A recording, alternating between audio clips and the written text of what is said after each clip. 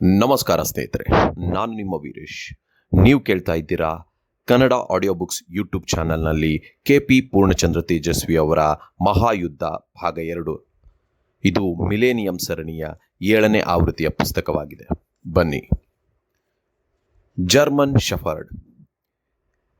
ಕಿವಿಗಡಚಿಕ್ಕುವಂತೆ ವಿಮಾನದ ಮೊರತ ಕೇಳಿದ ಕೆಲವು ಕ್ಷಣದೊಳಗೆ ಅದು ನೆಲಕ್ಕೆ ಆಸ್ಫೋಟನೆಯೊಂದಿಗೆ ಬಿದ್ದ ಸದ್ದು ಕೇಳಿಸಿತು. ಶಬ್ದ ದಿಗಿಲು ಹುಟ್ಟಿಸುವಂತಿತ್ತು.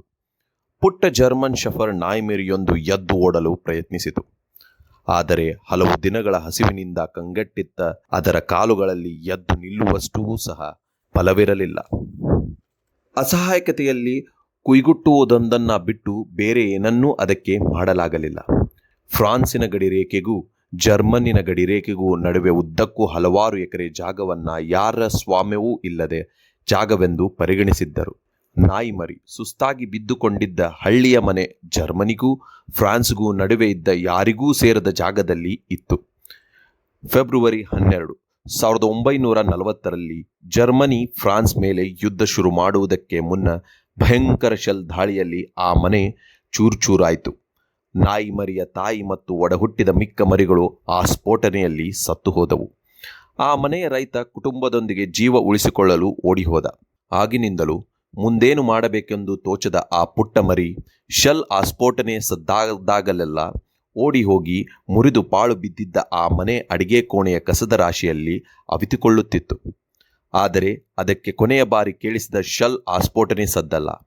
ಅದೊಂದು ಕೆಳಮಟ್ಟದಲ್ಲಿ ಹಾರುತ್ತಿದ್ದ ವಿಮಾನದ ರೆಕ್ಕೆ ಶೆಲ್ ದಾಳಿಯಲ್ಲಿ ಸಿಡಿದು ವಿಮಾನ ವೇಗವಾಗಿ ಬಂದು ಆ ಮುರುಕಲು ಮನೆಯ ಬಳಿ ನೆಲಕ್ಕೆ ಅಪ್ಪಳಿಸಿದ ಸದ್ದು. ಅದರೊಳಗಿದ್ದ ಇಬ್ಬರ ವೈಮಾನಿಕರು ಅದೃಷ್ಟವಶಾತ್ ಸಾಯದೆ ನೆಲಕ್ಕೆ ಅಪ್ಪಳಿಸಿದ ವಿಮಾನದಿಂದ ಹೊರಕ್ಕೆ ಹಾರಿಕೊಂಡರು. ಇಬ್ಬರು ಗಡಿಬಿಡಿಯಲ್ಲಿ ಜರ್ಮನ್ ಬಾಂಬ್ ದಾಳಿ, ಶೆಲ್ ದಾಳಿಯಿಂದ ಮತ್ತು ಇನ್ನೇನೋ ಆಸ್ಫೋಟನೆಗೊಳಗಾಗಿದ್ದ ತಮ್ಮ ವಿಮಾನದ ಅಪಾಯದಿಂದ ತಪ್ಪಿಸಿಕೊಳ್ಳಲು ಅಲ್ಲಿದ್ದ ಒಂದು ಆಶ್ರಯವಾದ ಆ ಮುರುಕಲು ಮನೆಯತ್ತ ಓಡಿದರು. ವಿಮಾನದ ಪೈಲಟ್ ಪೀರೇದುವಾಗೆ ಭುಜಕ್ಕೆ ಗುಂಡಿನ ಏಟು ಬಿದ್ದಿತ್ತು. ಅವನ ಸಹ ಪೈಲಟ್ ಜಾನ್ ಜೋಜೋಡೆಕ್ ಕೈಯಲ್ಲಿ ರಿವಾಲ್ವರ್ ಹಿಡಿದು ಆ ಮನೆಯೊಳಗೆ ಯಾರಾದರೂ ಶತ್ರು ಸೈನಿಕರು ಇದ್ದಾರೇನೋ ಪರೀಕ್ಷಿಸಲು ಮುಂದಾದ. ಕೈಯಲ್ಲಿ ರಿವಾಲ್ವರ್ ಸಿದ್ಧವಾಗಿಟ್ಟುಕೊಂಡು ಛಾವಣಿ ಇಲ್ಲದ ಆ ಮನೆಯೊಳಗೆ ನಿಧಾನವಾಗಿ ಕಾಲಿಟ್ಟು ಜಾನ್ಗೆ ಅಡಿಗೆ ಮನೆಯ ಮುರುಕಲು ಬಾಗಿಲಿನ ಆಚೆ ಉಸಿರಾಡುವ ಸದ್ದು ಕೇಳಿಸಿತು. ತಕ್ಷಣ ಸಿದ್ಧನಾದ ಜಾನ್ ಕೈ ಮೇಲೆತ್ತಿಕೊಂಡು ಕೂಡಲೇ ಒಳಗಿರುವವರು ಹೊರಗೆ ಬನ್ನಿ ಎಂದು ಕೂಗಿದ.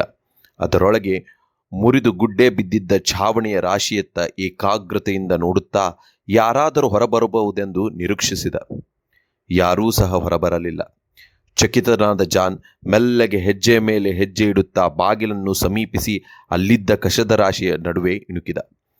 ಅಲ್ಲಿ ಕಂಡ ನೋಟದೊಂದಿಗೆ ಗೊಳ್ಳನೆ ನಗುತ್ತಾ, ಎಂಥ ಮೂರ್ಖನಾದೆ ನಾನು ಎಂದು ಗಟ್ಟಿಯಾಗಿ ಜಾನ್ ಉದ್ಗರಿಸಿದ. ಅಲ್ಲಿದ್ದ ಪುಟ್ಟ ಜರ್ಮನಿ ಶೆಫರ್ಡ್ ನಾಯಿ ಮರಿಯನ್ನ ನೋಡುತ್ತಾ, ನಾನೊಬ್ಬ ಜರ್ಮನ್ ಸೆರೆ ಹಿಡಿದಿದ್ದೇನೆ, ಬಂದು ನೋಡು ಎಂದು ಭುಜದ ಗಾಯ ಒತ್ತಿ ಹಿಡಿದು ನಿಂತಿದ್ದ ತನ್ನ ಸಹ ವೈಮಾನಿಕನನ್ನ ಕರೆದ.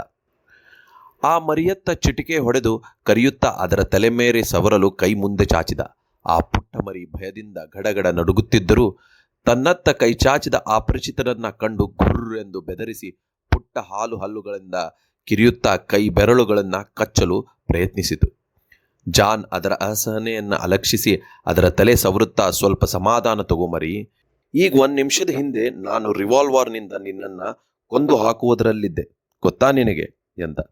ಜಾನ್ ಪ್ರೀತಿಯಿಂದ ಅದರ ತಲೆ ಸವರಿದ್ದು ಎಷ್ಟು ದಿನಗಳಿಂದ ಏಕಾಂಗಿಯಾಗಿ ಹಸಿವಿನಲ್ಲಿ ಕಾಲ ಹಾಕಿದ್ದ ಆ ನಾಯಿ ಮರಿಗೆ ಸಮಾಧಾನ ತಂದಿತು. ಅವನು ಅದನ್ನೆತ್ತಿಕೊಂಡಾಗ ಅದೇನು ಮತ್ತೆ ಪ್ರತಿಭಟಿಸಲು ಹೋಗಲಿಲ್ಲ. ಹೊರಗಡೆ ಕೆಲವು ಗಜಗಳಿಂದ ಆಚೆಗೂ ಏನೂ ಕಾಣದಂತೆ ಮಂಜು ಮುಸುಕಿತ್ತು. ಜರ್ಮನ್ನರ ಬಂದೂಕುಗಳಿಂದ ಈವರೆಗೂ ಇಬ್ಬರ ವೈಮಾನಿಕರನ್ನು ರಕ್ಷಿಸಿದ್ದೇ ಅದೇ. ಆದರೆ ಅದು ಯಾವ ನಿಮಿಷದಲ್ಲಿ ಬೇಕಾದರೂ ಕರಗಿ ಹೋಗಬಹುದು. ಆದ್ದರಿಂದ ಕತ್ತಲಾಗುವವರೆಗೂ ಇಲ್ಲೇ ಅವಿತಿದ್ದು ಕತ್ತಲಾದ ಕೂಡಲೇ ಫ್ರಾನ್ಸ್ ಗಡಿಯತ್ತ ದೌಡಾಯಿಸೋಣ ಎಂದು ಇಬ್ಬರು ವೈಮಾನಿಕರು ತೀರ್ಮಾನಿಸಿದರು. ಆದ್ದರಿಂದ ಅವರು ಆ ಮುರುಕಲು ಮನೆಯೊಳಗೆ ಕತ್ತಲಾಗುವುದನ್ನು ಕಾಯುತ್ತಾ ಕೊಳ್ಳಿರಬೇಕಾಗಿತ್ತು. ಭುಜಗಾಯವಾಗಿದ್ದ ಪೀರೆ ಆ ಮನೆಯೊಳಗಿದ್ದ ಕುರ್ಚಿಯೊಂದರ ಮೇಲೆ ಕುಳಿತು ಕಣ್ಣು ಮುಚ್ಚಿ ನಿದ್ರಿಸಲು ಪ್ರಯತ್ನಿಸಿದ. ಜಾನ್ ತನ್ನ ಬೆನ್ನ ಹಿಂದಿದ್ದ ಎಮರ್ಜೆನ್ಸಿ ಚೀಲ ಬಿಚ್ಚಿ ಕೆಲವು ಚಾಕ್ಲೇಟ್ಗಳನ್ನು ತೆಗೆದ. ನಾಯಿ ಮರಿಗೂ ಒಂದು ತುಂಡು ಕೊಡಲು ಹೋದ. ಅದು ಅದರ ವಾಸನೆ ನೋಡಿತೇ ವಿನಃ ತಿನ್ನಲಿಲ್ಲ. ತಾಯಿ ಹಾಲೊಂದನ್ನ ಬಿಟ್ಟು ಇನ್ನೇನು ಆಹಾರವನ್ನ ತೆಗೆದುಕೊಂಡು ಅದಕ್ಕೆ ಗೊತ್ತೇ ಇರಲಿಲ್ಲ. ಜಾನ್ ಚಾಕ್ಲೇಟ್ಗಳನ್ನ ಕೈಯಲ್ಲಿ ಉಜ್ಜಿ ಮೃದು ಮಾಡಿ ಬೆರಳುಗಳಿಗೆ ಹಚ್ಚಿಕೊಂಡು ಬೆರಳುಗಳನ್ನ ಅದರ ಬಾಯಿಯೊಳಗೆ ಇಟ್ಟು ರುಚಿ ತೋರಿಸಿದ. ಈಗ ನಾಯಿ ಮರಿಗೆ ಅದನ್ನ ತಿನ್ನಬಹುದೆಂದು ಅರಿವಾಯ್ತಂತ ಕಾಣಿಸುತ್ತದೆ. ಜಾನ್ನ ಬೆರಳುಗಳನ್ನೆಲ್ಲ ನೆಕ್ಕಿ ನೆಕ್ಕಿ ಸ್ವಚ್ಛ ಮಾಡಿದ್ದು ಅಲ್ಲದೆ ಇಡೀ ತುಂಡು ಚಾಕ್ಲೇಟ್ಗಳನ್ನ ತಿಂದಿತು. ಆಮೇಲೆ ಅವನ ತೊಡೆಯ ಮೇಲೆ ಕುಳಿತು ನಿದ್ದೆ ಮಾಡಲು ಶುರು ಮಾಡಿತು. ಜಾನ್ ತನ್ನಲ್ಲಿದ್ದ ನಕಾಶೆ ತೆಗೆದು ತಾವು ಫ್ರೆಂಚ್ ಗಡಿಯಿಂದ ಎಷ್ಟು ದೂರದಲ್ಲಿದ್ದೇವೆ, ಫ್ರಾನ್ಸ್ ಗಡಿ ಯಾವ ದಿಕ್ಕಿಗೆ ಇದೆ ಇತ್ಯಾದಿಗಳನ್ನು ನೋಡತೊಡಗಿದ. ಆ ಜಾಗದಿಂದ ಸುಮಾರು 1 ಮೈಲಿ ದೂರದಲ್ಲಿ ದಟ್ಟವಾದ ಕಾಡು ಇತ್ತು. ಇವರು ಹೇಗಾದರೂ ಅಲ್ಲಿಯವರೆಗೆ ಸಾಗಿದರೆ ಅಲ್ಲಿಗೆ ಬಹಳ ಸಮೀಪದಲ್ಲಿ ಫ್ರೆಂಚ್ ಗಡಿ ಇತ್ತು. 6 ಗಂಟೆ ಹೊತ್ತಿಗೆ ನಿದ್ರಿಸುತ್ತಿದ್ದ ಪೀರೆಯನ್ನ ಜಾನ್ ಅಲ್ಲಾಡಿಸಿ ಎಬ್ಬಿಸಿದ. ಕತ್ತಲಾಗುತ್ತಾ ಇದೆ ಎಂದು ಉಸುರಿ, ಇನ್ನು ತಡ ಮಾಡುವುದು ಬೇಡ ಎಂದು ಪೀರೆ ಕಿವಿಯಲ್ಲಿ ಪಿಸುಗುಟ್ಟಿದ. ಅವರು ಎದ್ದು ನಿಂತು ನಿದ್ದೆ ಮಾಡುತ್ತಿದ್ದ ನಾಯಿ ಮರಿಯತ್ತ ನೋಡಿದರು. ಇವರಿಬ್ಬರು ಇದ್ದಾರೆಂದು ಧೈರ್ಯದಲ್ಲಿ ಅದು ನಿರ್ಯೋಚನೆಯಿಂದ ನಿದ್ದೆ ಮಾಡುತ್ತಿತ್ತು. ಮನೆಯಲ್ಲಿದ್ದ ಒಂದು ಪಾತ್ರೆಯಲ್ಲಿ ನೀರನ್ನು ಇನ್ನಷ್ಟು ಚಾಕ್ಲೇಟ್ಗಳನ್ನು ಅದರ ಮುಂದಿಟ್ಟು ಇಬ್ಬರು ಆ ಮರಿ ತಮ್ಮನ್ನ ಹಿಂಬಾಲಿಸಿದರಿಲೆಂದು ಬಾಗಿಲನ್ನು ಸದ್ದಾಗದಂತೆ ಮೆಲ್ಲಗೆ ಎಳೆದುಕೊಂಡು ಅಲ್ಲಿಂದ ಹೊರಬಿದ್ದರು. ಕೆಲ ಹೊತ್ತಿನ ಕತ್ತಲಲ್ಲಿ ಆ ಮುರುಕಲು ಮನೆ ಕರಗಿ ಹೋಯಿತು. ಅವರು ಕಾಡಿನ ದಿಕ್ಕಿನಲ್ಲಿ ಕೊಂಚ ದೂರ ಹೋಗೋರೋದ್ರೊಳಗೆ ಜರ್ಮನ್ ಗಡಿ ಕಡೆಯಿಂದ ಮಷಿನ್ ಗನ್ ಶಬ್ದ ಶುರುವಾಯಿತು. ಶೆಲ್ನ ದಾಳಿಯೂ ಆರಂಭವಾಯಿತು. ಅವರ ಗುಂಡಿನ ದಾಳಿ ತಪ್ಪಿಸಿಕೊಳ್ಳಲು ನೆಲಮಟ್ಟದಲ್ಲಿ ಹುದುಗಿ ಅಂಬೆಗಾಲಿನಲ್ಲಿ ನಡೆಯುತ್ತಿದ್ದರು. ಅವರು ತಲೆಯ ಮೇಲೆ ಒಂದು ಮೆಗ್ನೀಷಿಯಂ ಗುಂಡು ಆ ಪ್ರದೇಶವನ್ನೆಲ್ಲ ಬೆಳಕಾಗುವಂತೆ ಉರಿದು ಭಸ್ಮವಾಯಿತು. ಅದರ ಬೆಳಕು 6ವರೆಗೂ ಹುದುಗಿ ಕುಳಿತಿದ್ದ ಜಾನ್ ಕಿವಿಯ ದೂರದಲ್ಲಿ ನಾಯಿ ಮರಿ ಕುಯ್ಯೋ ಎಂದು ಉಳಿಡುವುದನ್ನು ಕೇಳಿಸಿತು. ಗುಂಡಿನ ದಾಳಿಯಿಂದ ಎಚ್ಚರಾದ ಮರಿ ಇವರಿಬ್ಬರು ತನ್ನನ್ನು ತಬ್ಬಲಿ ಮಾಡಿ ಹೋಗಿರುವುದನ್ನು ತಿಳಿದೊಡನೆ ದುಃಖದಿಂದ ಗೋಳಿಡಲು ಆರಂಭಿಸಿತ್ತು. ತಮ್ಮ ಜೀವ ಉಳಿಯಬೇಕೆಂದಾದರೆ ಆ ಮರಿಯ ಬಾಯಿಯನ್ನು ಹೇಗಾದರೂ ಮುಚ್ಚಿಸಲೇಬೇಕಿತ್ತು. ಜಾನ್ ತನ್ನ ಸೊಂಟದಲ್ಲಿದ್ದ ಚಾಕು ಈಚೆಗೆ ತೆಗೆಯುತ್ತಾ ಪೀರೆಗೆ ಇಲ್ಲೇ ಹುದುಗಿ ಕುಳಿತಿರು ಎಂದು ಹೇಳಿ ಆ ಮುರುಕಲು ಮನೆಯೊಳಗೆ ತೆವಳಿದ. ಅಲ್ಲಿ ಇಣಿಕಿದಾಗ ಅದು ಹೊರಬರಲಾಗದಂತೆ ಇವರು ಮುಚ್ಚಿದ್ದ ಬಾಗಿಲನ್ನು ಅದು ಪುಟ್ಟ ಕಾಲುಗಳಲ್ಲಿ ಕೆರೆಯುತ್ತಾ ದಿಗ್ಭ್ರಾಂತಿಯಲ್ಲಿ ಕೂಗಿಕೊಳ್ಳುತ್ತಿತ್ತು. ಜಾನ್ ಗಲಾಟೆ ಮಾಡುತ್ತಾ ಆ ಕ್ಷುದ್ರ ನಾಯಿಮರಿಯತ್ತ ದಿಟ್ಟಿಸಿದ. ತಾಳಲಾರದೆ ಮುಖ ತಿರುಗಿಸಿದ. ಚೂರಿ ಹಾಕಿ ಆ ಪುಟ್ಟ ಮರಿಯನ್ನ ಕೊಲ್ಲುವುದು ಅವನಿಂದ ಯೋಚಿಸಲೂ ಸಾಧ್ಯವಿರಲಿಲ್ಲ.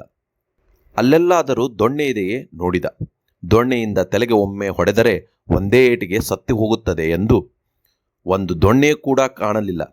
ದೂರದಲ್ಲಿ ಗಾಯಗೊಂಡ ಪೀರೆ ತನಗಾಗಿ ಕಾಯುತ್ತಿರುವುದನ್ನು ಜ್ಞಾಪಕಕ್ಕೆ ಬಂತು. ಅವನಿಗೆ ಸಮಯವಿರಲಿಲ್ಲ. ಗಾಬರಿ ಗಡೆಬಿಡಿ ಶುರುವಾಯಿತು. ಅಷ್ಟರಲ್ಲಿ ಮತ್ತೆ ಮರಿ ಗೋಳಿಡಲು ಕೇಳಿಸಿತು. ಬಾಯಿ ಮುಚ್ಚು ಶನಿ ಎಂದು ನಾಯಿ ಮರಿಯ ಮೇಲೆ ಸುಡುಕಿದ. ಅದನ್ನು ಕೊಲ್ಲುವುದು ಅವನಿಗೆ ಅಸಾಧ್ಯವೆನಿಸಿತು. ಮೆಲ್ಲನೆ ಕತ್ತಲಲ್ಲಿ ಬಾಗಿಲು ಸರಿಸಿ ಆ ಪುಟ್ಟ ಮರಿಯನ್ನ ತನ್ನ ಜಾಕೆಟ್ಟಿನ ಜೇಬಿನೊಳಗೆ ಹಾಕಿಕೊಂಡ. ಅವರಿಬ್ಬರಿಗೂ ದೂರದಲ್ಲಿ ಕಾಡಿನ ಸಮೀಪಕ್ಕೆ ಅಂಬೆಗಾಲಿನಲ್ಲಿ ತೆವಳಿ ಸರಿಸಬೇಕಾದರೆ 7 ಗಂಟೆ ಕಾಲ ಹಿಡಿಯಿತು. ಪೀರೆ ಗಾಯದ ದೆಸೆಯಿಂದ ನಿತ್ರಾಣನಾಗಿದ್ದ. ಜಾನ್ ಸಹ ಮುಂದಿಡಲಾರದಷ್ಟು ಸುಸ್ತಾದ. ಇಬ್ಬರು ದಟ್ಟವಾದ ಕಾಡಿನೊಳಗೆ ನುಸುಳಿ ಬಿದ್ದುಕೊಂಡರು. ಅವರು ತೆವಳಿಕೊಂಡು ಕಾಡು ತಲುಪುವವರೆಗೆ ಸದ್ದು ಮಾಡದೆ ಮರಿ ಸುಮ್ಮನಿತ್ತು.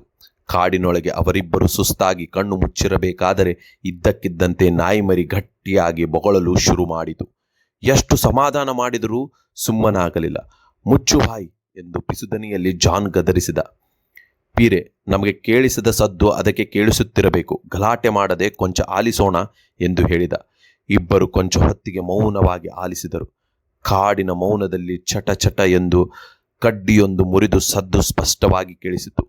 ನಿಧಾನವಾಗಿ ನೆರಳಿನಂತೆ ಮನುಷ್ಯಾಕೃತಿಗಳು ಕಾಡಿನ ಕತ್ತಲು ಹಿನ್ನೆಲೆಯಲ್ಲಿ ಕಂಡವು. ಜಾನ್ ಚಂಗನ್ನೆಗೆದು ಒಂದು ಕೈಯಲ್ಲಿ ನಾಯಿ ಮರಿಯನ್ನ, ಇನ್ನೊಂದು ಕೈಯಲ್ಲಿ ತನ್ನ ಆಟೋಮ್ಯಾಟಿಕ್ ರೈಫಲ್ನನ್ನ ಹಿಡಿದು ಗುಂಡು ಹಾರಿಸಲು ಸಿದ್ಧನಾದ. ಆದರೆ ಅವರು ಕೊಂಚ ಮುಂದೆ ಬರುತ್ತಿದ್ದಂತೆಯೇ ಬೆಳದಿಂಗಳಗಳಲ್ಲಿ ಅವರು ಫ್ರೆಂಚ್ ಯೂನಿಫಾರ್ಮ್ ಅಸ್ಪಷ್ಟವಾಗಿ ಜಾನ್ಗೆ ಕಾಣಿಸಿತು. ಸಮಾಧಾನದ ನಿಟ್ಟುಸಿರು ಬಿಡುತ್ತಾ ಜಾನ್ ಎತ್ತಿದ ತನ್ನ ಕೋವಿಯನ್ನ ಇಳಿಸಿದ. ಅವರು ಫ್ರಾನ್ಸಿನ ಗಡಿಯೊಳಗೆ ಸುರಕ್ಷಿತವಾಗಿ ಬಂದಿದ್ದರು. ಮಿಲಿಟರಿ ಕೋಟಿನ 2 ಪಕ್ಕಗಳನ್ನು ರೈಫಲ್ಲಿಗೆ ಕಟ್ಟಿ ಸ್ಟ್ರೆಚ್ ಮಾದರಿ ಮಾಡಿಕೊಂಡು ಆ ಜೋಳಿಗೆಯೊಳಗೆ ಪೀರೆಯನ್ನ ಮಲಗಿಸಿ ಸೈನಿಕರು ಕ್ಯಾಂಪಿನೊಳಗೆ ಹೊತ್ತುಕೊಂಡು ಹೋದರು. ಮಾರನೇ ದಿನ ಪೀರೆಯನ್ನ ಆಸ್ಪತ್ರೆಗೆ ಸೇರಿಸಲಾಯಿತು. ಜಾನ್ ನಾಯಿಮರಿಯನ್ನ ಎತ್ತುಕೊಂಡು ಅವನ ವಾಯು ಸೇನಾ ನೆಲೆ ಸೆಂಟ್ ಡಿಸರ್ಗೆ ತಲುಪಿದ. ಧನ್ಯವಾದಗಳು.